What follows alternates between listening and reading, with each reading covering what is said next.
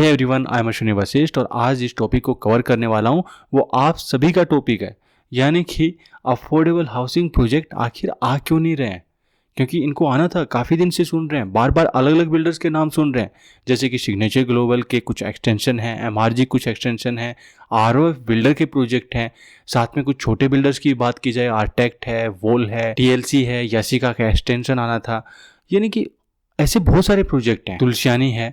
इन सभी बिल्डर्स के आखिर प्रोजेक्ट आ क्यों नहीं रहे हैं, लॉन्च क्यों नहीं हो रहे हैं। और भी 4-5 नाम है, लेकिन फिर उन पे चांसेस कम है, बट नाम अभी हैं। तो आखिर ऐसा क्या हो रहा है। इन लोगों ने लाइसेंस अप्लाई कर रहे हैं, कुछ करने हैं, लेकिन फिर भी इतना जल्दी, जैसे हम पहले सोचते थे, बिल्डर लैंड लेता था उस टाइम पे पता लग जाता था कि भाई ये 5-6 महीने के अंदर अंदर ये प्रोजेक्ट लॉन्च हो जाएगा। लैंड लेने से लेकर और लॉन्च होने तक का टाइम ही 6 महीने लगता था। आजकल आखिर ऐसा क्या हो रहा है।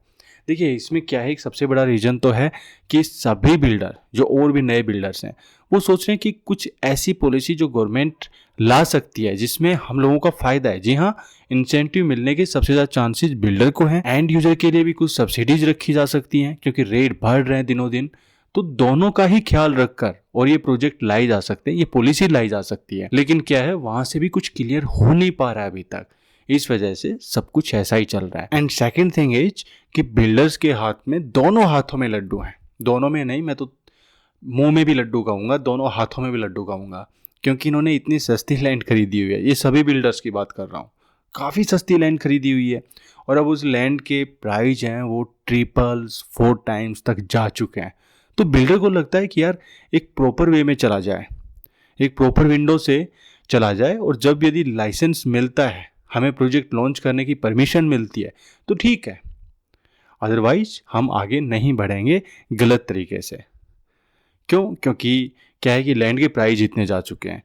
थर्ड, इसमें क्या है कि कुछ लैंड्स पर डिस्प्यूट भी हैं, इसलिए मैं आपको पहले ही बता देता हूं कि सभी की बातों में मत आना। जब ये प्रोजेक्ट लॉन्च होने होंगे, मैं उस टाइम पर इनका रिव्यू करूंगा, और यदि किसी की लैंड का डिस्प्यूट होगा तो हो सकता है मैं इशारों में आपको मना भी कर दूं। जो मेरे व्यूवर्स हैं उनके लिए इतना तो बनता है। एक बात और है, जो न्यू गवर्नमेंट है वो रेरा पर भी कुछ स्ट्रिक्ट हुई है। इस वजह से क्या होता है कि जो लूप होल्स थे जिनको क्रॉस कर लेते थे बिल्डर्स बड़े आसानी से, वो थोड़ा मुश्किल भी हो रहा है। ये सभी बातें मिलाकर और ऐसा हो रहा है कि प्रोजेक्ट है वो डिले हो रहे हैं। अब हमें करना क्या चाहिए? क्या ऐसा करना चाहिए कि जो प्रोजेक्ट है, अंडर कंस्ट्रक्शन है, उसमें कुछ यूनिट निकल कर आती हैं और बिल्डर उन पे 20-20, 25-25 लाख रुपए तक एक्स्ट्रा प्रीमियम की डिमांड करता है? क्या हमें वहाँ जाना चाहिए? तो मैं तो पहले ही आपको कह देता हूँ, जहाँ प्रीमियम 15-20-25 लाख है वहाँ पर ना जाएं तो अच्छा होगा। लोग हैं, देखिए, कमाना मुझे भी है, कमाना दूसरे को भी है, लेकिन मैं हर बार बोलता हूँ 15-20-25 लाख रुपए देकर और आप किसी बिल्डर के पास जाते हैं, कोई फायदा नहीं है। आप अब देख लो, रीसेल वैल्यू देख लो, बहुत सारे लोग 20-20, 25-25 लाख रुपए दे के गए हैं। आपको कुछ कमाना भी तो है। आप जो रीसेल प्राइस है उसी पर यदि आप बैठे रहेंगे 20-25 लाख रुपए देकर, तो फायदा क्या है?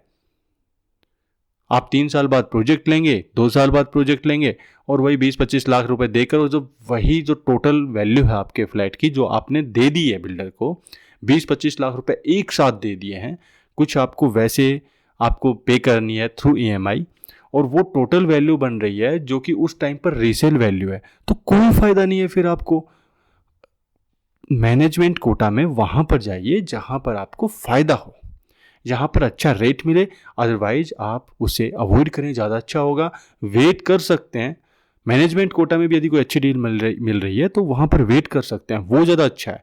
लेकिन यहाँ पर जाने का कोई फ़ायदा नहीं है। अंडर कंस्ट्रक्शन कुछ यूनिट्स हैं जो अच्छे रेट में आ सकती हैं, मैं उनकी बात एक अलग वीडियो में करूँगा, क्योंकि उनमें कुछ ऐसे बिल्डर हैं जिन पे प्रॉब्लम भी थे, नेगेटिव पॉइंट्स भी हैं, तो वो मैं आपको बताकर और उसके बाद हम उससे डिस्कस करें आगे तो ज़्यादा अच्छा होगा, क्योंकि मैं हमेशा से ही ऐसा करता हूँ। अब इन कौन से प्रोजेक्ट पर हमें करना चाहिए, कौन से पे नहीं करना चाहिए, कौन सा पहले आने वाला है, किस तरह की डील मिल रही है, वो करनी चाहिए कि नहीं करनी चाहिए, और साथ में आपके फॉर्म अप्लाई में भी हेल्प चाहिए, तो आपको एक पेड सर्विस होती है, उसके थ्रू जाना होगा। बहुत नॉमिनल प्राइस होता है।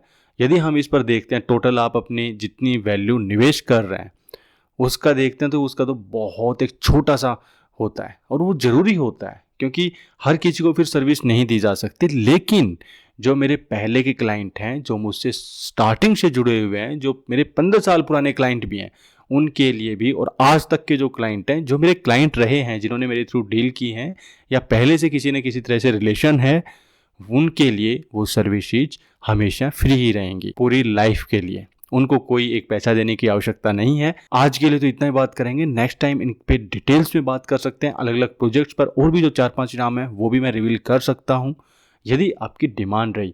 कौन से प्रोजेक्ट में आपको जाना है कमेंट बॉक्स में भी लिखा करो, ताकि मेरे लिए थोड़ा आसानी हो जाए कि मुझे कौन से प्रोजेक्ट के बारे में मुझे बात करनी चाहिए, किस टाइप का कंटेंट मुझे शेयर करना चाहिए, तो वो आप लोग मुझे बताएंगे तो ज़्यादा अच्छा होगा।